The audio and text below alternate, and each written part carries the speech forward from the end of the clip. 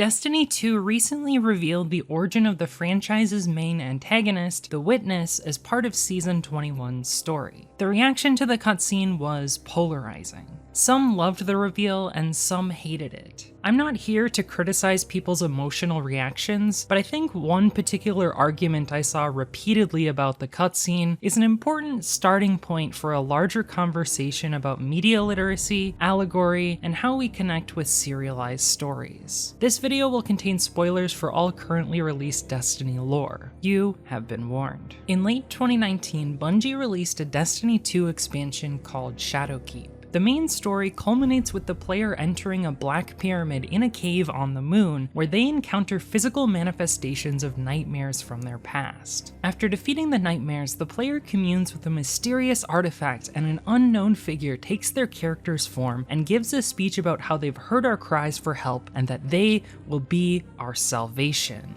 In the direct wake of Shadowkeep's campaign, a lore book was released called Unveiling. I'm gonna briefly summarize it here, but I have a whole video I made discussing the book in detail back in February if you're interested. This book exists as a narrative regaled by an unspecified speaker. It describes a game between a gardener and a winnower, where one plants crops and the other culls the garden, making sure only the best crops survive. The way the game is described is a direct recreation of a computer science problem called Conway's Game of Life, which is supposed to crudely represent a population of organisms evolving over time. Unveiling calls this the flower game. Eventually, the game spirals out of control as the gardener and winnower begin to have increasingly violent disagreements about how the game should be played. The flower game is presented as occurring before time and space, and the effects of the game are explained as directly influencing the birth and evolution of the universe. A key fact about Unveiling is that every entry except the final one is written in the first-person perspective of the winnower. Unveiling has always been a somewhat controversial lore book. Immediately, the community recognized that the book is quite important, but many disagreed about how to interpret it. Many believed Unveiling should be interpreted as a literal description of what happened at the birth of the universe, written by someone who was actually there, while others disagreed, preferring to interpret the book as an allegory or metaphor, given how similar the tone is to historical religious creation stories. There's always been a spectrum of interpretations that fall along a continuum of how literal and how metaphorical Unveiling is. Some community members, but not everyone, became so entrenched in their interpretation that they would angrily argue with people who disagreed, in some ways mirroring real-life disagreements over religious texts and their interpretations. Full disclosure, after reading the book myself, I was conflicted and saw the benefits of both interpretations, but tended to favor the allegory interpretation because it better fit my greater understanding of Destiny lore. Many entries contain explicitly unreliable narrators, so it didn't seem like a stretch to think that Unveiling might be intended as a metaphor. For the unfamiliar, an unreliable narrator is a point-of-view character that draws the truth of the events written into a text into question, creating ambiguity regarding the truth of the narrator's account of a story. Unreliable narrators became widespread during an artistic movement called postmodernism in the mid-20th century. Postmodernism itself is best described as a reaction to contemporary art and philosophy that focused on the here and now, and tended to view the world as a series of rigid and unchanging truths or axioms. Postmodernism flips this idea on its head, preferring to see the world as subjective and entirely dependent on a person's perspective.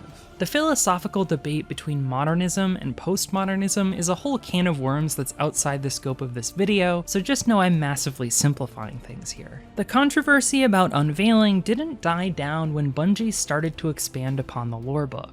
In marketing materials that preceded the release of Lightfall, Bungie explicitly confirmed that the voice in the darkness at the end of Shadowkeep was, in fact, the Witness, a character introduced more directly in Witch Queen. Lightfall's raid, Root of Nightmares, released with a new lore book called Inspiral that I personally view as a direct sequel to Unveiling. Each entry is a meditation on the motivations of the Witness, told from a different perspective.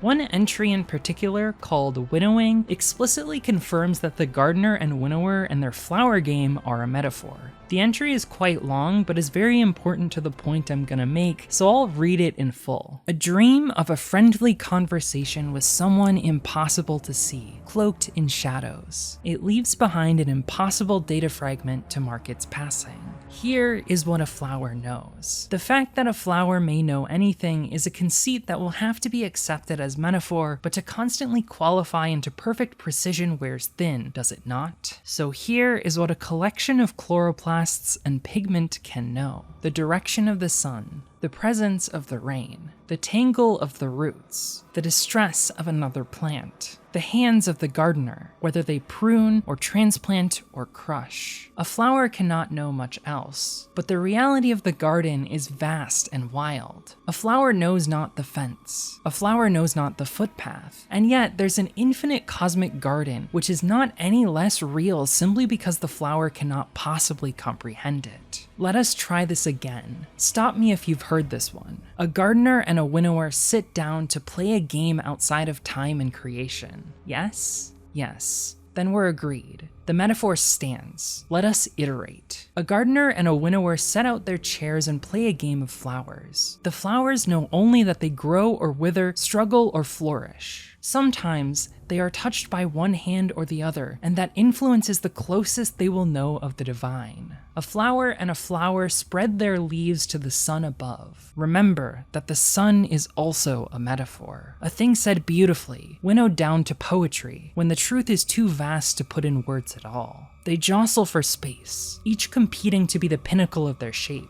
One flourishes, one withers. Is it the fault of the flower or the fault of its position? A gardener and a winnower sit down to play a game called Possibility. This is a game about a garden, which is to say that it is also a game about flowers. Just as a game about a living being must also be a game about organs and bacteria.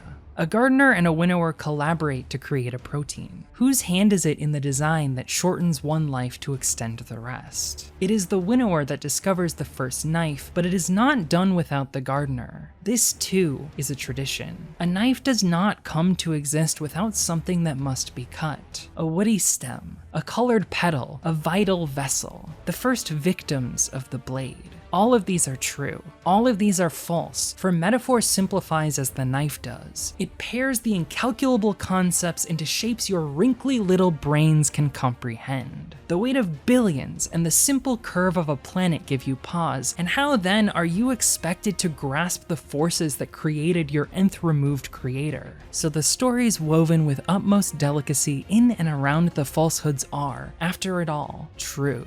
There was never any option for the knife to not exist in the garden. It was only ever a matter of time and opportunity. And as for the shape of the knife itself, no, that is enough. I will tell you of gardens. They are domesticated things, made in a form. As soon as something is called a garden, it is shaped. The plants require the hand of a gardener, for they have become weak and dependent on tender care. They require the hand of a winnower to cut away the dross, for they are too incapable to do it themselves. In absence of a hand, either the flowers themselves must rise up to wield the knife, or the garden will resolve to meaningless wilderness. You will say, but there are plants that can walk. There are seeds that must be scorched by fire to know growth. Existence is more complex than a simple dichotomy between growth and withering, and there's more in heaven and on earth than is dreamt of in this philosophy. And I will tell you, clearly, there can be no gardens without knives. The entire entry is a meditation on what it means to tell a story like Unveiling, a simple story built from a complex set of circumstances. I would argue that the thesis of Winnowing is that the winnower is aware that the flower game is a simplification and metaphor for a more complex reality. Yet the point the winnower is trying to make is that there is still a utility to the story because it expresses a philosophy and a way of interacting with the universe. The winnower believes that the universe is a garden that must be carefully maintained. It must be winnowed in order to prevent it from turning into a chaotic wilderness. Season of the Deep story features a cutscene where a character regales the origin story of the Witness. This cutscene proved controversial because while it gives answers about the Witness and their creation, it also further solidifies the idea that the gardener, winnower, and their flower game are a metaphor created by the Witness. Something that many theorized but could not be explicitly confirmed based on the limited amount of storytelling that directly connects to Unveiling. The cutscene explains that the Witness was born of a species that was the first blessed by the Traveler. They were given great wonders, but eventually struggled to cope with a lack of meaning. Their god, the Traveler, whom they called the Gardener, would not speak or provide answers to their questions, so they became disillusioned. They wanted to find a way to winnow the garden out of a sense of nihilistic perfectionism. Eventually, they found the Traveler's complement, an orb that radiates with the powers of the darkness rather than the light, called the Veil, and used it to combine their bodies into a single entity that would later become known as the Witness. This origin has been foreshadowed for more than a year, as in the Witch Queen campaign, Eris mentions that Mara Sov encountered the voice that commands the Pyramid Fleet beyond the Sol system and described their thoughts as the loudest thing she'd ever heard, a cacophony of thought. Eris also says this is the same being that spoke to the Guardian in the Lunar Pyramid, harkening back to Shadowkeep. If we put this information together with the reveal that the Witness is the force commanding the Pyramid Fleet from the final mission of Witch Queen, we could have easily inferred that the Witness was the voice in the darkness. Another entry in Inspiral from Mara's perspective makes this inference explicit when she uses the same language but names the Witness directly. Bungie clearly thought it was important for the community to understand that the Witness is the voice in the darkness from Shadowkeep, having mentioned it both in the Lightfall marketing and Inspiral. Still, until Season of the Deep, many people refused to believe that the Witness and the voice in the darkness were the same. Despite the clear foreshadowing and lead up to the Witness's origin cutscene that occurs in one of the most beloved Destiny expansions of all time, many community members had an extremely negative reaction to the cutscene. In particular, this sentiment mostly seems to be coming from people who preferred the literal interpretation of Unveiling. This is important because many of the loudest voices in the lore community, people who create lore content for YouTube, also espouse the literal interpretation, legitimizing it to the point of established fact in some people's heads, rather than a single interpretation of a particularly ambiguous lore book. Many, but not everyone, who are dissatisfied with the cutscene have explained this frustration as disliking that it's a retcon of Unveiling. I've even seen people go as far as claiming that Unveiling was a lie or misdirect, and that they're upset that Bungie keeps writing cool lore entries and then completely contradicting their original meanings years later. While everyone's entitled to dislike the cutscene, I find this explanation at best misguided and at worst somewhat dishonest. I'm going to break down exactly why I feel that way, but just know that I'm not saying everyone's criticism of the cutscene is rooted in this idea, and I'm not completely opposed to any criticism of it. I'm not trying to imply that the cutscene doesn't have flaws, nor that I even think it's a particularly amazing cutscene, but just dissect this one recurring criticism that I find particularly frustrating. Things got so bad that Bungie even commented on the reaction to the cutscene and the nature of Unveiling in a recent PC Gamer article by editor-in-chief Phil Savage. Bungie commented on the confusion in a recent roundtable Q&A that I, Phil Savage, attended. Naturally, the studio's representatives didn't offer any actual answers, but they did at least show that they're aware of the confusion and contradictions. Welcome to the problem that all Bible scholars have been trying to figure out: what may or may not have happened, and lining that up to actual historical events, says senior narrative designer Robert Brooks. Unveiling is a parable.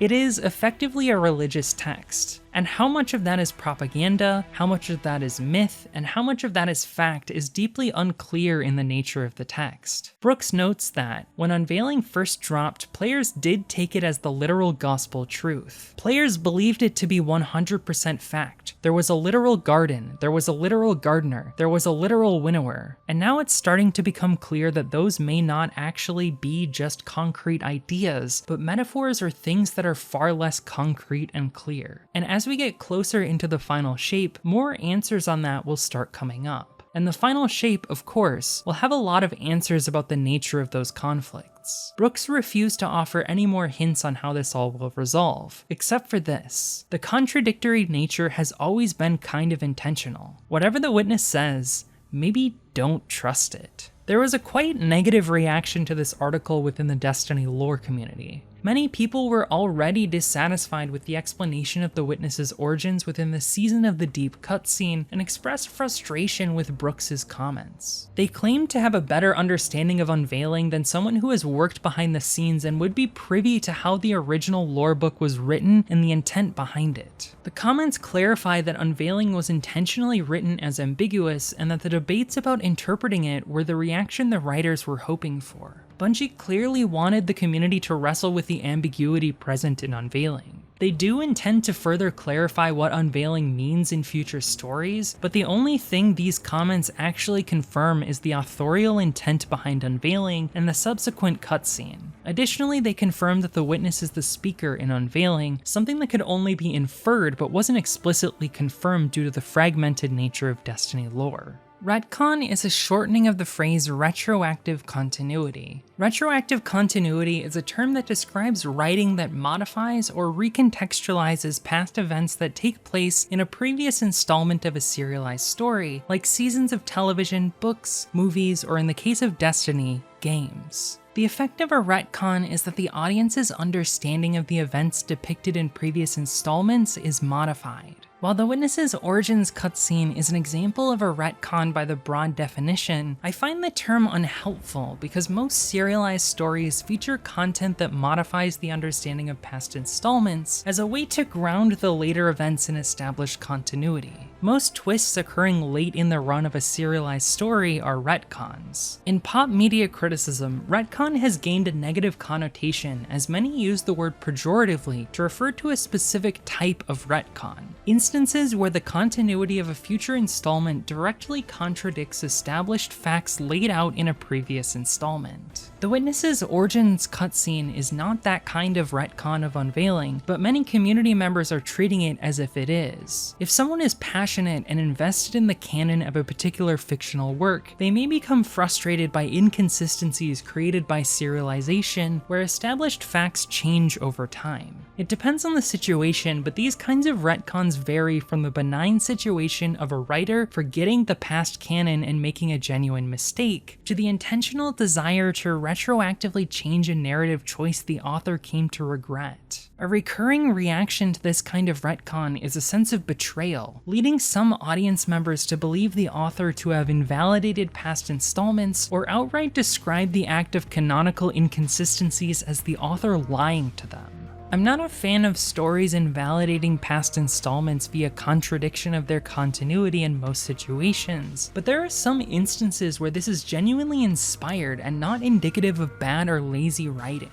Postmodern literature is rife with canonical inconsistencies and continuity errors, and this is intentional. The authorial intent of these inconsistencies is usually to draw the audience's attention to the role of perspective in storytelling.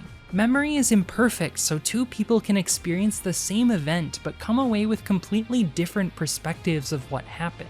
Sometimes both are right, sometimes one person is right, and sometimes both people are wrong. Inconsistencies in a narrative can make postmodernist literature feel more human, as anyone recounting the events of their life is bound to make factual errors or misstatements. It's the reason eyewitness testimony is notoriously unreliable compared to other methods of establishing the facts. Making errors is a core part of the human experience. People forget things or misremember stuff all the time. Unveiling is a perfect example of a major problem I have with the entire media ecosystem built around breaking down and explaining popular franchises. There's way too much emphasis on constructing plot or a series of literal events that occur during the story. It's a very clinical, detached, and modernist approach to media analysis that throws away any ambiguity in favor of the literal. It strips a lot of what makes stories beautiful, artistic, and wonderful away in favor of the most basic and boring elements. It treats ambiguity as a problem to be solved rather than an opportunity for self-reflection. The purpose of art is to make us reflect upon ourselves. It's not to create a puzzle for you to solve. Unveiling was never explicitly said to be literal anywhere within Destiny's story, and it frustrates me that people are acting like their preferred interpretation was the only legitimate one. Unveiling was always somewhat disconnected from the rest of the narrative and somewhat ambiguous. Anyone who says otherwise has just repeated their interpretation for so long that they've convinced themselves that's what Bungie meant all along. Even Bungie themselves have contributed to this problem by removing relevant story content from the game so that the only way to experience it is to engage with a media ecosystem that filters the story through interpretation. This creates a scenario where most people are unable to distinguish the text from influential community members' interpretations because Bungie is literally preventing people from engaging with the text directly. It creates a Kafkaesque nightmare where it's impossible to build your own interpretation of the story without being influenced by others, leading to mass delusion. I understand the appeal of going to your favorite lore creator and listening to their interpretation of the story when Bungie makes it incredibly difficult to get your hands on the whole story, but just know if you do that, you're not experiencing the story itself, just one interpretation of it. My interpretation of Unveiling at this point is that it's propaganda. In Shadowkeep and Beyond Light, the Witness is working behind the scenes in an attempt to bring Guardians to their side by ideologically undermining their faith in the Traveler. They tempt Guardians with their first darkness power, Stasis, to try to sway us away from an undying devotion to our Orb God. In my mind, Unveiling is the Witness's attempt to convince us that the Traveler is too powerful and must have its power checked by some kind of Winnower. Because saying all of this outright would cause us to stop listening instead of engaging with their ideas, they crafted a creation story, a great allegory because they recognize that it's easier to get us to engage with philosophical ideas we disagree with when it's wrapped up in a simple parable instead of just presented to us. Unveiling is the Witness's attempt to sway us to their side, and the people who believed it as a literal story have fallen for the cunning trap they laid for us. This is, of course, just my interpretation, and I'm open to being proven wrong in the coming story.